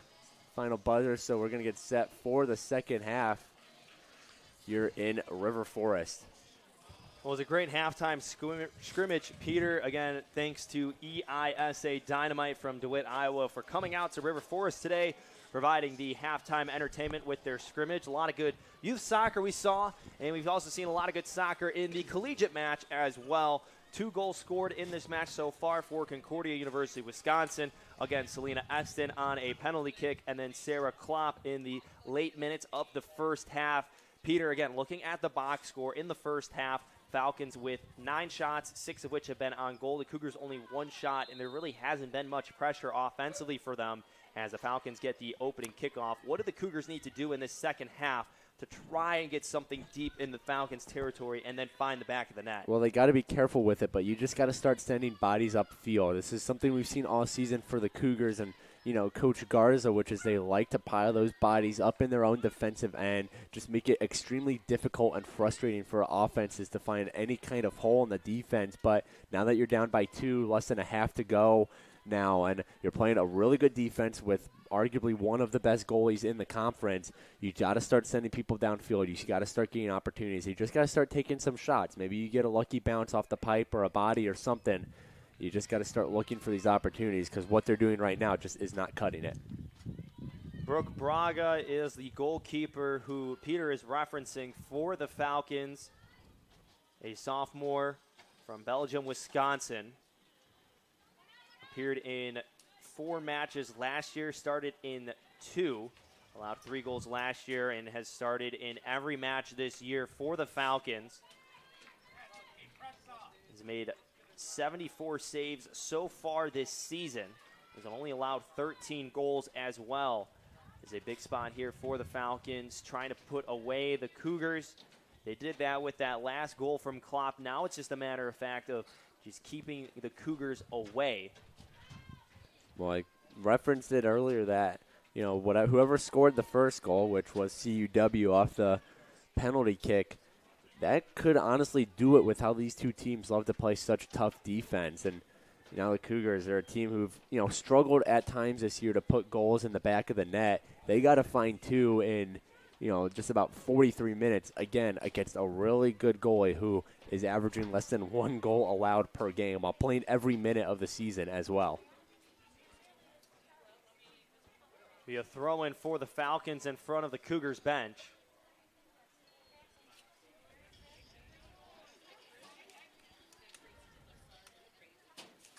Goes all the way out of bounds in the corner. Now CUC will throw it in to resume play. Bounces around a couple times. A header from the Falcons.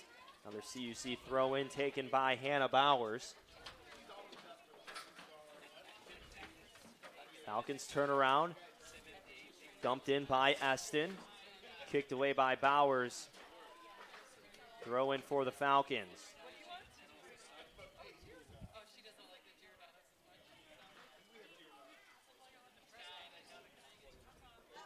First touch for the Falcons taken by Dorge. Ball popped up. Takes one big bounce. Players surround it. And a header taken for CUC by Valeria Fernandez. Now Allie Brown has some steam. Going up the middle. She has Golsell to her left and dumps it in for Siebert on the right. Siebert has a one-on-one if she can get it, but coming out of net is Brooke Braga. Smart play by the goalkeeper to come out and prevent Siebert from getting any chance at it. Well, we see Braga kind of pull a Salenzi there. Those goalies love to be aggressive. They love to come out and, love to come out. They love to be aggressive and grab that ball before anyone can, have a chance to put a dangerous shot on net. So Braga, these two goalies, Braga and Salenzi, both do a lot more than just, stay in the net and make good saves. They come out to be aggressive. They take the ball away from the other team before they have a chance to even get a shot off. Free kick for the Cougars will be taken by Melika Kenworthy. Nice kick, got all the way deep into Falcons territory. Siebert with the touch, and it's poked away by number 10, Caroline Hoagland.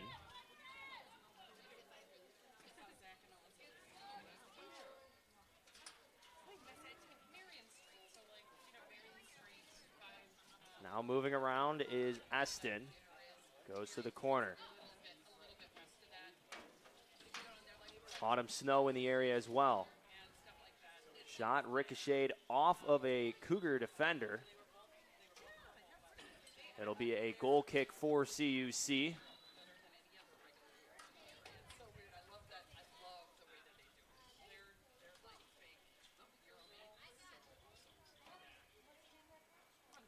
Slenzi gears up to kick it away.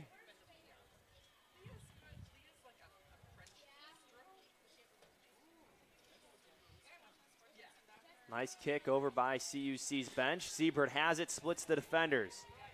Moves around, still has possession. Was challenged by Anna Gong. Megan Wilkinson-McQuaid chasing it down. Carmen Rowe wisely just kicking it out of bounds. A CUC throw-in.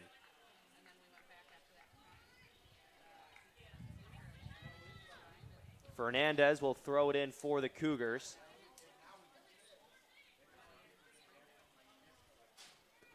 Well, one of the better entry opportunities the Cougars have here.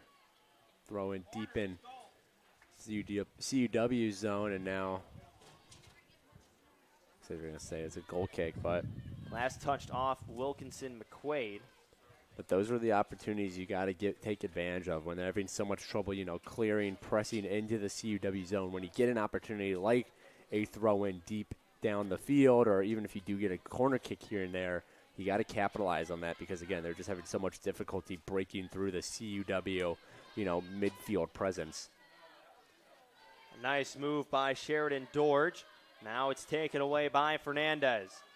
Puts a move on Dorge herself. Tries to get down the sideline. She does. Gozel's there, but loses it out of bounds. Good play for both teams coming out of halftime. Lots of energy. Back and forth play. I'd say it's a little bit more aggressive here in the second half than it was in the first half.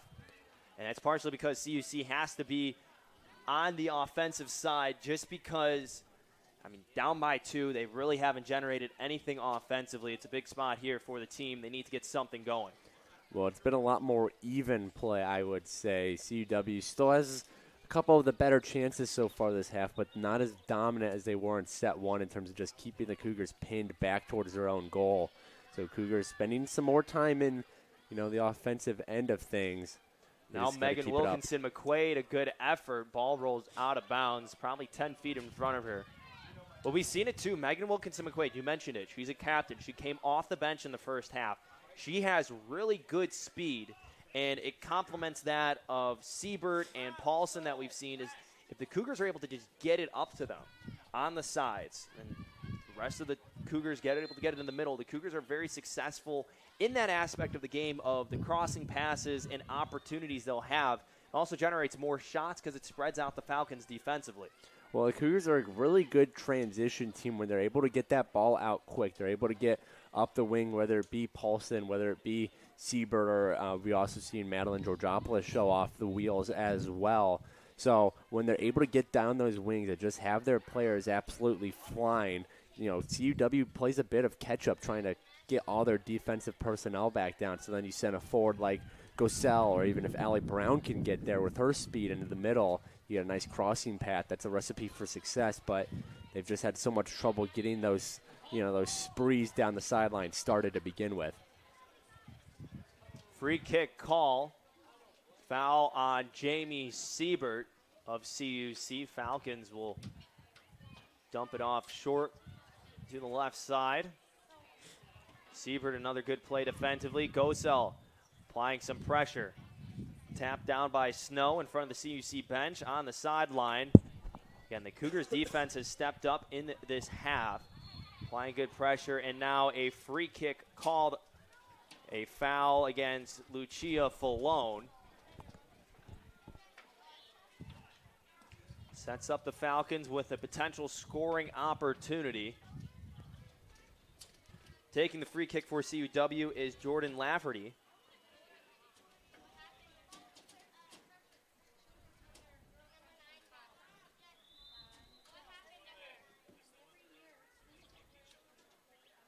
Gets it to the corner. And late pressure by Grace Glodowski, able to force the Falcons to misuse a scoring opportunity off the free kick. Not much of a chance there for Anna Gong to do anything with it, especially with Glodowski in her hip pocket. Salenzi boots it away on the goal kick. Ball rolling around in the front. Salenzi comes up and was challenged by Eston. Salenzi was able to swallow it up and got on the turf and covered herself up too. That was a close opportunity for the Falcons to poke it away from Salenzi as she kicks it away. Fernandez wraps all the way down towards the Falcons' deep territory, and it's kicked out of bounds by Van Boxtel. I was going to say, Fernandez on that last grab by Salenzi. She's got to do a little better job, whether it be boxing out or giving it a little tap to Salenzi, but she just kind of let that roll in front of her, which allowed the Falcons players, to come behind her and really pressure the ball and Salenzi. So Fernandez maybe a little bit more situational awareness next time they're in a situation like that. Gosell gives it up to Falone. Coming now in from deep is Sims. Dumps it in. Siebert had a lane, but it was just too far in front. As Brooke Braga will set the ball down, or give it up to her teammate Carmen Rowe for goal kick.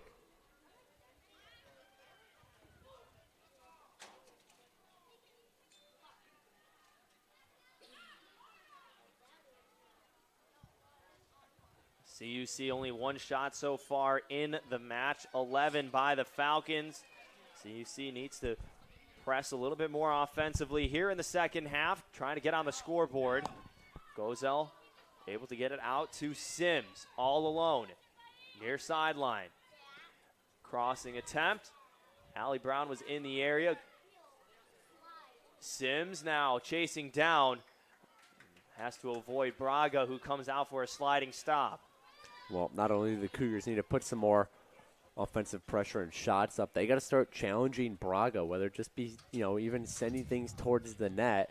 Just start figuring out how to beat such a talented goalie, because again, she hasn't had to make a save yet. She's made some nice plays, like we just saw her. She comes out, grabs the ball, gets the turnover, or she's about to do right there. And a misplay by Braga. A chance there for Gozel if she had a shot. Could have been a potentially costly mistake from the very talented goalkeeper, Allie Brown. Able to kick it off of one of the Falcons. It was number 9, Jordan Lafferty. Now it is a corner kick for the Cougars. It's their first corner opportunity of the match.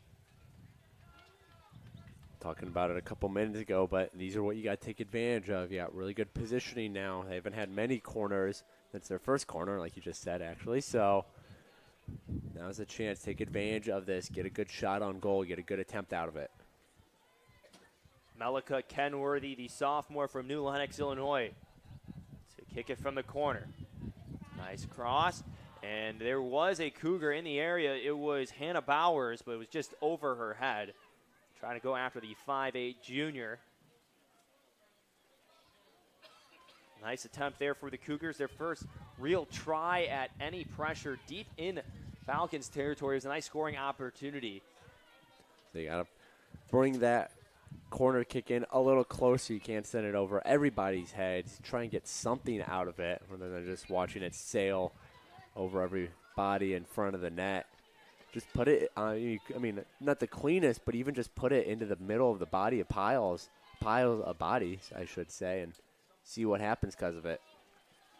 Falcons were able to quickly get it down the pitch. Salenzi able to swipe it up off the turf. A little bit more back and forth in this half, as we mentioned earlier. The first half, a lot of it was played in CUC territory. Cougars were on the defensive side of the first half for a majority of it. It was in the later minutes that we saw the Cougars start to move up the field a little bit more. And coming out of halftime, CUC definitely has altered their game plan to match Concordia, Wisconsin's play that has been very much so pressing and has been more aggressive on a lot of the free balls too. CUC now having to find a way to give it up to their players down the field more. They're relying on a lot of crossing passes too. But the Falcons have not really allowed for any big opportunities besides that one corner we saw. Again, no shots in this half for the Cougars. The only shot taken so far in this match for the Cougars has been Allie Brown. Well, a partial reason for that is just because of the way the Cougars play defense, which is they'd rather clear the ball than try and get possession. They have a chance to just kick it out of bounds, let their defense set up. They're going to take that rather than, really fight for a turnover. And so while that leads to what we've seen, which is just low-scoring games against CUC, it just means they don't have possession as much either and chances to really go downfield. Foul on Selena Eston.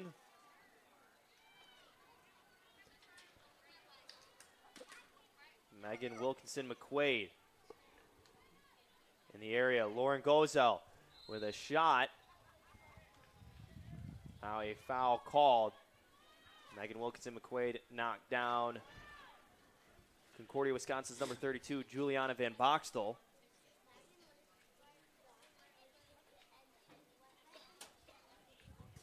Now the free kick for the Falcons will resume play.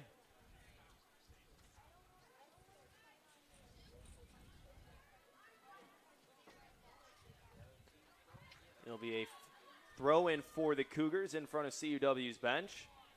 Reminder fans to head to CUCougars.com for everything CUC athletics and women's soccer. Click sports and women's soccer in the drop-down menu to find rosters, schedules, stats, and more. That's CUCougars.com. Jamie Siebert in the box, and coming out is Brooke Braga. Now rolls it on the turf. Dribbling it around the CUC defenders is number 9, Jordan Lafferty. Some good ball handling skills out of the senior midfielder from Surprise, Arizona. Braga's been aggressive recently. We saw her roll that one right out in front of Siebert. I mean, Siebert, if you maybe turn around and saw where that ball was coming from, easily could have picked it off. Now a chance here for the Cougars if they're able to capitalize. Gozel was chasing after a ball dumped in by Lucia Falone. But again, Megan Wilkinson-McQuaid has been running around everywhere on this pitch so far in the second half. It's a good sign for her to see that the aggressiveness is picked up for the Cougars overall, but we talked about it, that mentality as a captain coming off the bench, having to be one of the energy creators for the team, as a shot was taken by Isabel Downs. An easy save for Cassie Salenzi on the left side. Well, it shows why she is wearing that captain's band as a junior. Again, just that acknowledgement of her role as best suited coming off the bench, and like you said, being kind of that second team leader, someone who can come in, in the back half of the first 45 and really provide some offense, provide some energy for her team. It takes a lot of maturity for a player to be able to acknowledge that. So, again, big reason why she's one of the captains of this squad. It'll be a CUC throw-in after the substitutions for Concordia Chicago. 3 players come into the match for the Cougars. One of them, Katana Watson, gets a touch on the ball, and it goes out of bounds. Paige Falkenstern in as well.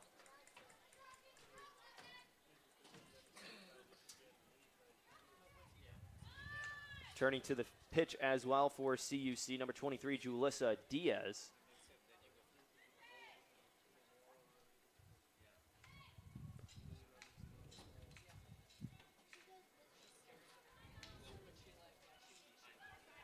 Falcons starting to make their way into CUC territory.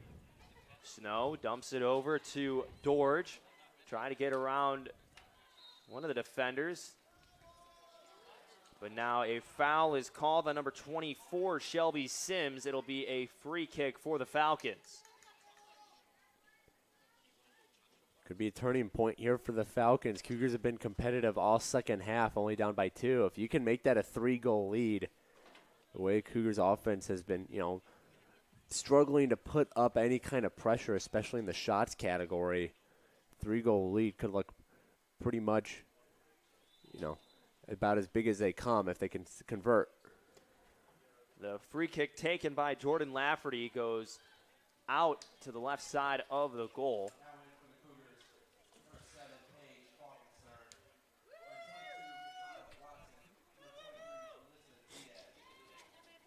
Goal kick for Salenzi. Just about 25 minutes to play in the match. Falcons up 2-0 over the Cougars.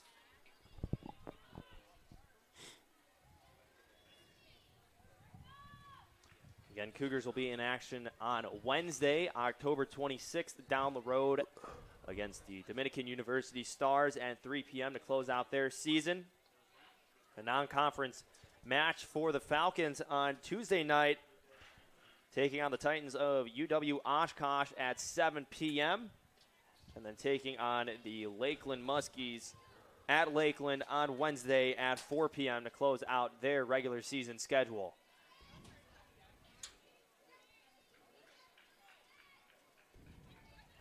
Falcons try to get it in. Sabrina Moore, the closest Falcon to the ball as it goes out of bounds. Another goal kick for the Cougars.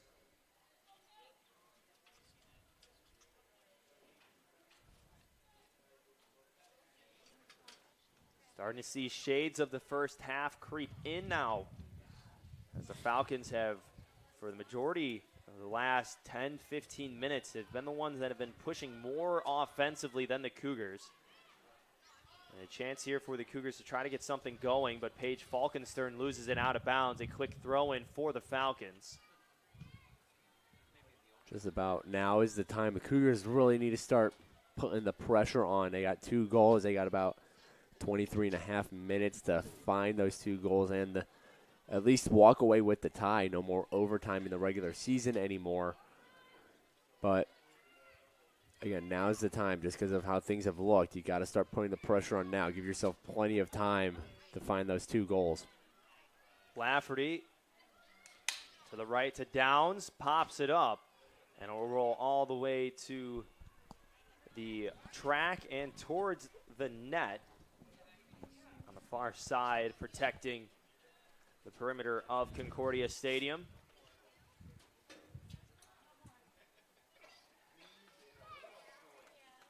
And a lot of opportunities we've seen so far here for the Falcons have resulted in goal kicks. So the Cougars are still remaining strong defensively.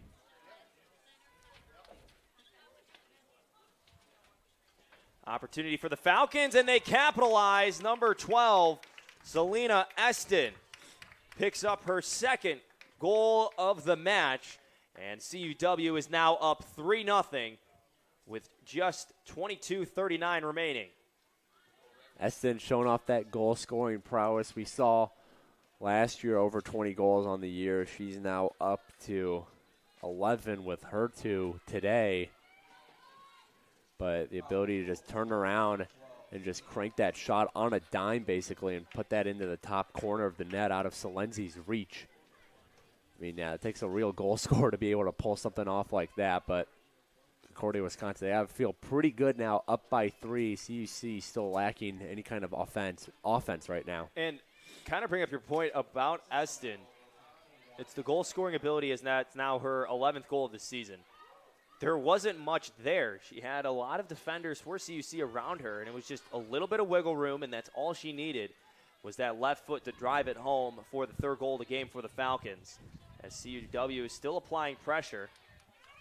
A header used by Valeria Fernandez got it out. It's the ability for her to turn around so quick and then, shoot that ball basically, again, with her left foot while she's running at it and put it in the opposite corner, too. That's a crossbody shot.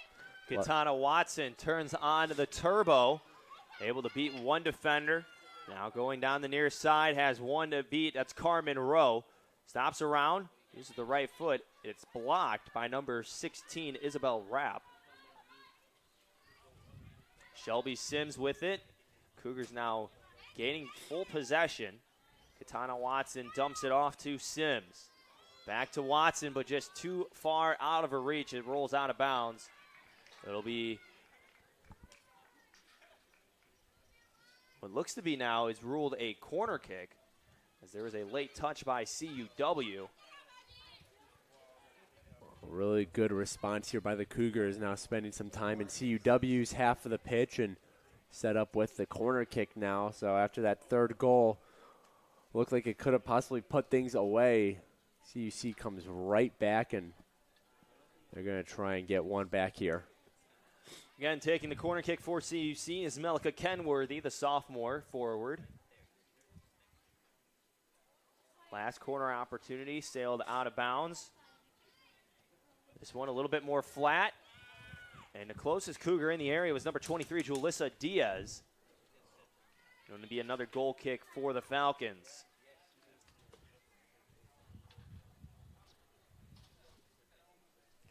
One of the Falcons shaken up on the play. Carmen Rowe now drops the ball and will kick it away for CUW.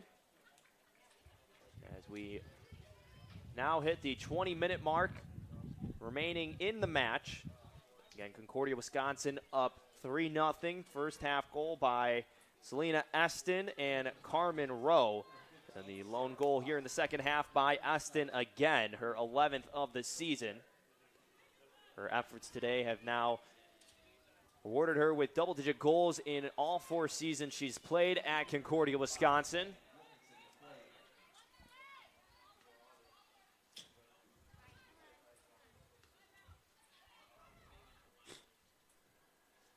Kicked out of bounds by Melika Kenworthy. Throw in for the Falcons.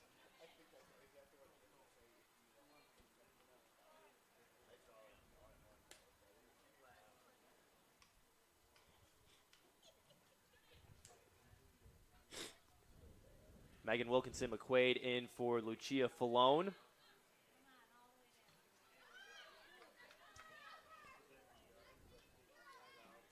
Bria Rosmarick in as well for the Falcons. And Sarah Klopp returns. Places Autumn Snow. As we'll have another substitution coming out of the match will be number 16, Isabel Rapp.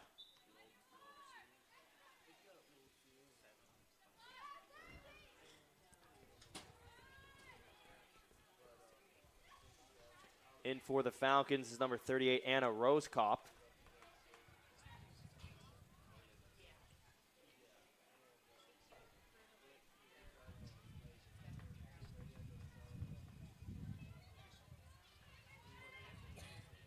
CUC still trying to break the Falcons' defense. Put some pressure on Brooke Braga, who's yet to face a shot on goal today.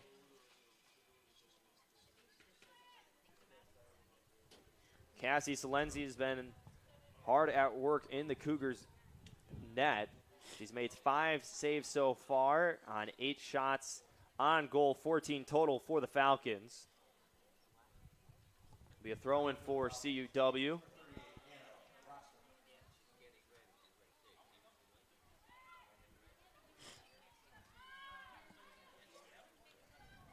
Katana Watson applying some pressure, almost poked it away from Rowe.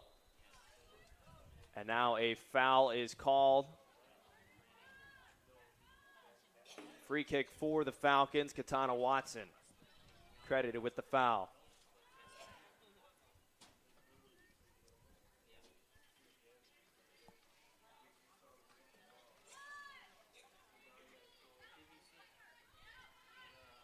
Paige Falkenstern applying pressure. Katana Watson forces a CUC throw-in. Good defense by Watson, forcing the hand of Juliana Van Boxtel to go out of bounds. Watson's such a physical player for the Cougars. Really likes using her strength in one-on-one matchups, driving players where she wants to drive them. And cases like that where they're right against the sideline, that's usually out of bounds to give the Cougars the ball. Madeline Georgopoulos returns to the pitch for CUC. She played in the first half, total of 24 minutes. Replaces Hannah Bowers. Good play by Grace Gladowski, forcing another Falcons throw-in.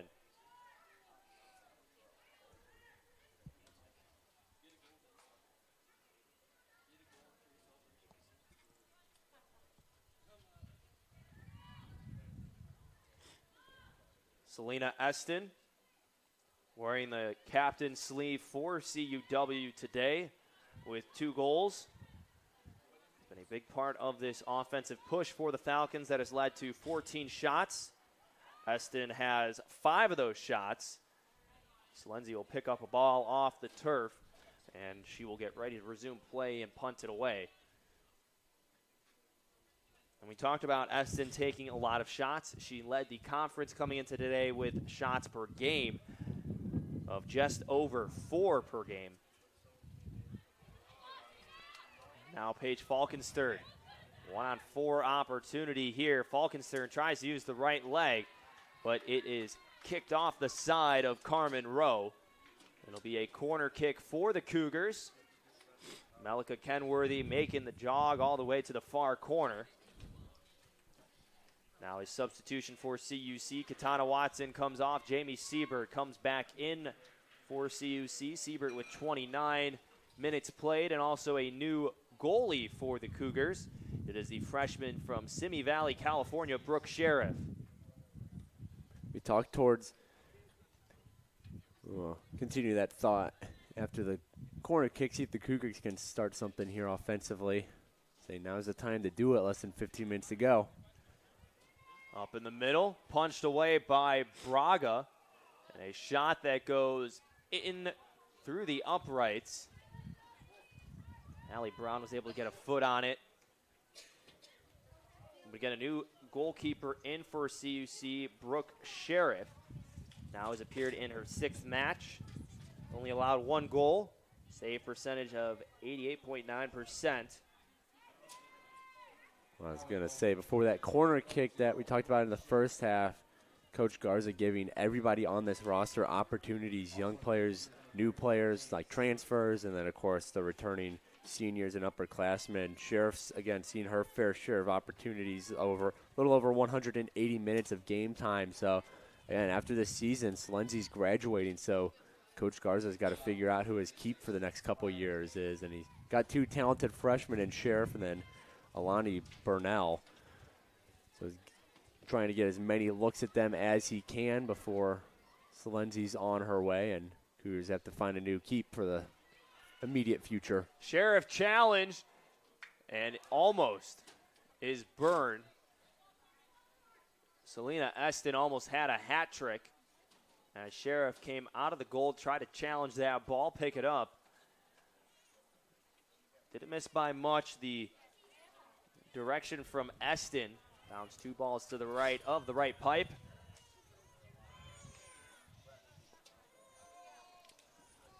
Sheriff will kick it away. Short kick. Header by Lafferty. Kept in play by number 37, Bria Rosmerick.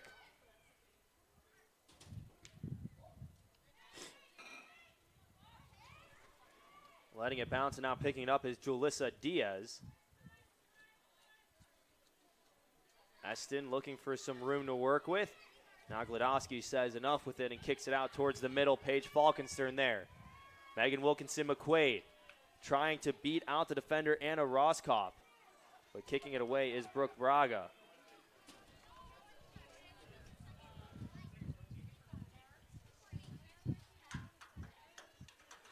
Chance here for the Falcons again, deep in CUC territory. Sarah Klopp with a cross. Sheriff will come out and slide for a save. Trying to get it to Selena Eston again inside the 16-yard box.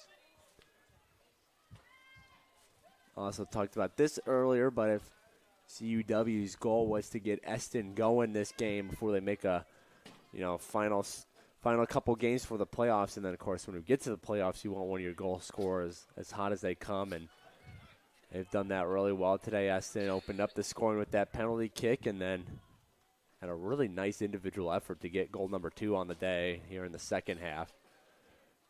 Eston's picking up the momentum, and that's going to be a scary thing to see if you're facing the Falcons in the first round of the playoffs. We mentioned before, Dominican, Illinois Tech, MSOE, Edgewood, and Concordia, Wisconsin have all locked up spots in the NAC Conference Tournament. Juliana Paulson returns to the field as well for CUC. St. Norbert and Marion are the 2 closest teams to figuring out that 6th seed, which would be the final seed in the tournament. And you talked about it earlier too. Concordia, Wisconsin right now sits tied with Edgewood with a 7-2-1 conference record. They're able to move up a little bit and try to get to that 3rd spot. They could host a home playoff game. Well, neither of these 2 are in that position, but if you're curious, that last playoff spot looks like it's going to come down to St. Norbert and Marion. 6-5 St. Norbert, and then 5-4-2 Marion. So last 2 teams vying for that final spot.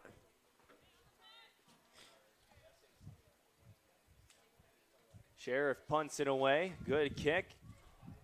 Takes a hop off of Anna Gong. Juliana Paulson, as we mentioned, returned to the match. Playing defense on Jordan Lafferty. Concordia, Wisconsin has, for the most part, held possession in this match. There were some waves where CUC had offensive push, but it was slowly drained away, and not much was able to come from it as the Falcons were able to shut it down, but also, too, Brooke Braga, though she's been a little bit more active in this second half, there's not been really any challenges for her in net. It's just been her aggressive play and coming out and putting some stops to CUC pushes offensively. CUW brings in Shay Lang, a freshman from Racine, Wisconsin. A couple substitutions as well for CUC. We'll get to those in a moment.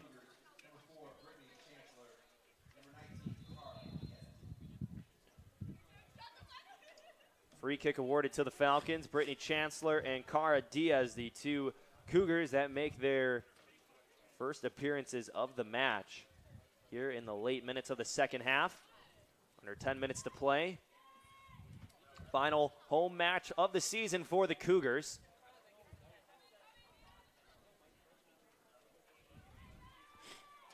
Controlled by Anna Roskopf. Now into the middle. Jordan Lafferty. And Katana Watson and Paige Falkenstern almost ran into each other. Now number 14, Carmen Rowe, making her way into CUC territory. Crossing attempt. A header almost by Wilkinson McQuaid. And in there was Eston as well. Again, trying to get the hat trick for Eston, the senior from Cedarburg, Wisconsin.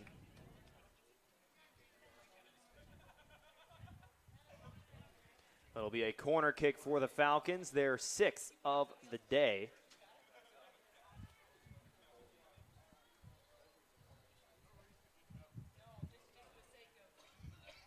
Taking it for CUW is number 9, Jordan Lafferty.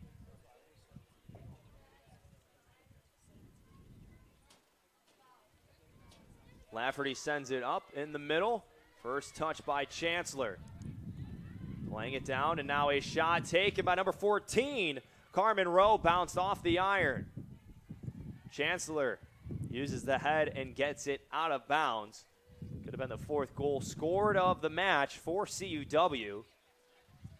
The pipes reared its ugly head a couple times towards the Falcon. It's kind of hard to imagine they could be up by 5 or 6 right now if it wasn't for those goalposts going to work.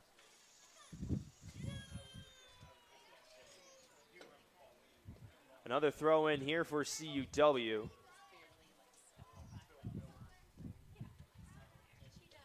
Still deep in CUC territory.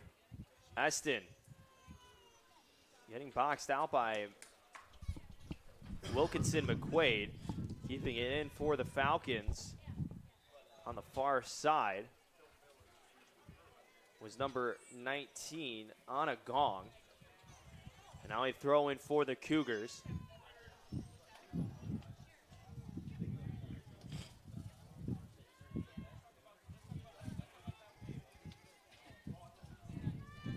Still CUC looking for some sort of late offensive push to try to get on the scoreboard here in their second to last conference match of the season. At this rate, you know, a little unlikely they put 3 up in 6.5 minutes, but at least get something to say you can, you know, build upon as you head into the final game against a team. It doesn't get any easier. Stars at the very top of the conference, 9-1 in conference play. That's who the Cougars will wrap the season up against. But being able to say you at least got something against a talented CUW team gives you a confidence boost heading into that difficult Dominican game. A little bit of breathing room here for the Cougars as it goes out of bounds just beyond the Falcon bench.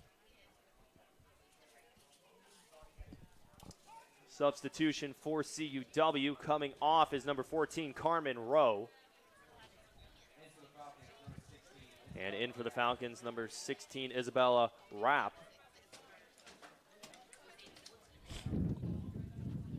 CUC's Juliana Paulson, the only white jersey in the area.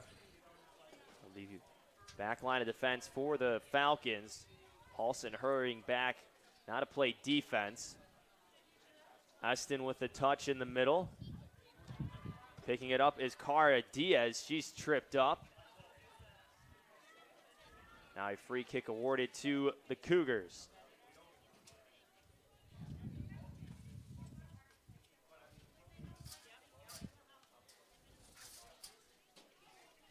Spot to do it right now. You got a free kick just on your side of the pitch.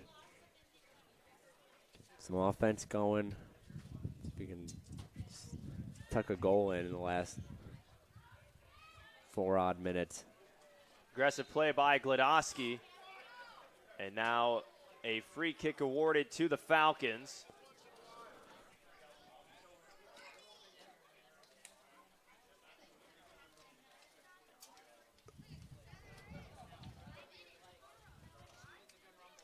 Play will resume. Falcons have it now on their side of the pitch, starting to make their way over to CUC territory. 4:10 remaining in the match.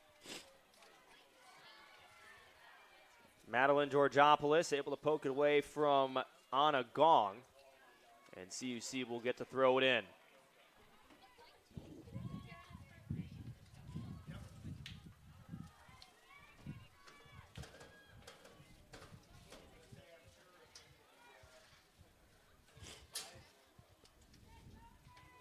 Want to give a quick moment to shout out everybody on the Cougar Sports Network. Sydney Lloyd, There's only Janie Turnez, Emily Balaban, Chandler Kerr, Wyatt McLaughlin down on the field. Brittany Chancellor gets tripped up in the midst of all that. Georgopoulos continues to push CUC further and further into CUW territory. Paulson trying to make her way down, and offsides is called on CUC.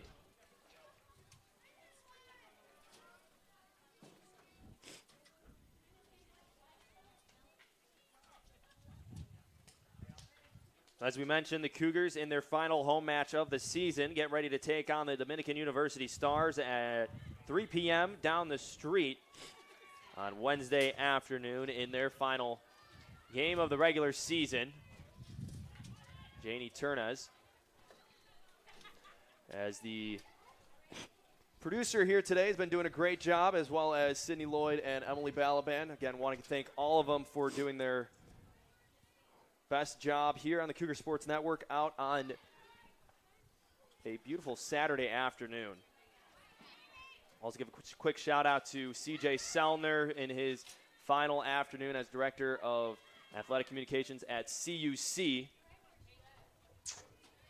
Gonna make me shed a tear on the broadcast, Carter. CJ Sellner moving on to UW Parkside to take on an Assistant Athletic Director position. We thank him for all of his hard work and dedication these past couple years to Cougar Athletics as we enter the final 2 minutes of play here in the conference matchup between the Falcons and the Cougars.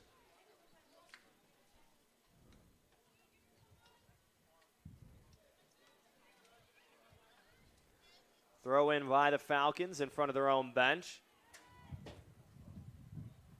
Juliana Paulson on the far side. Nice move. Gets it between the wickets of Isabel Downs. She gets tripped up. Nothing called. Jamie Siebert puts a shot on goal just outside of the box.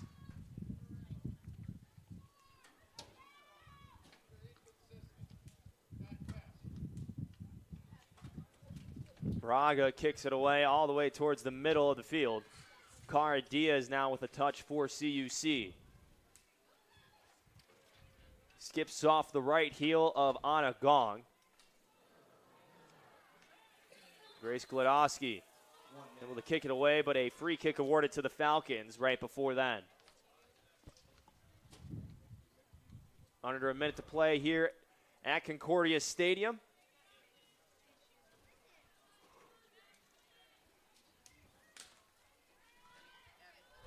CUW's Anna Roskopf with a touch, and now gets it over to her teammate, and will get it back.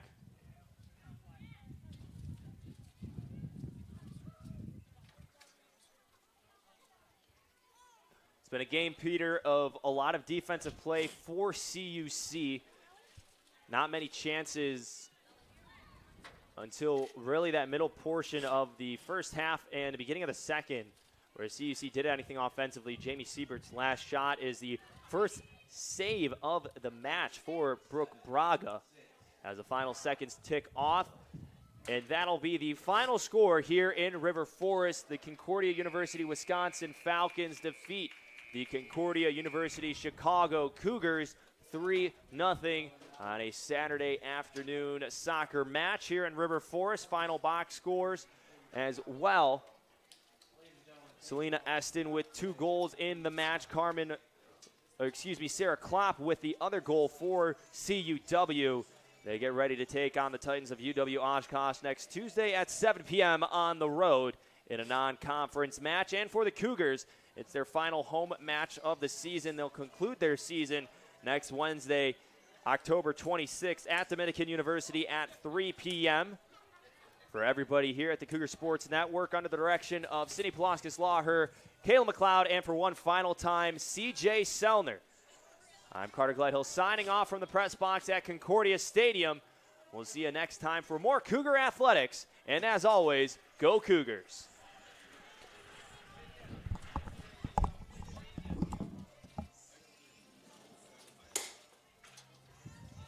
Thank you so much for tuning in to today's Concordia University Chicago Cougars Athletics broadcast. We hope to see you on campus very soon. If you would like to learn more about what Concordia Chicago has to offer, go to cuchicago.edu.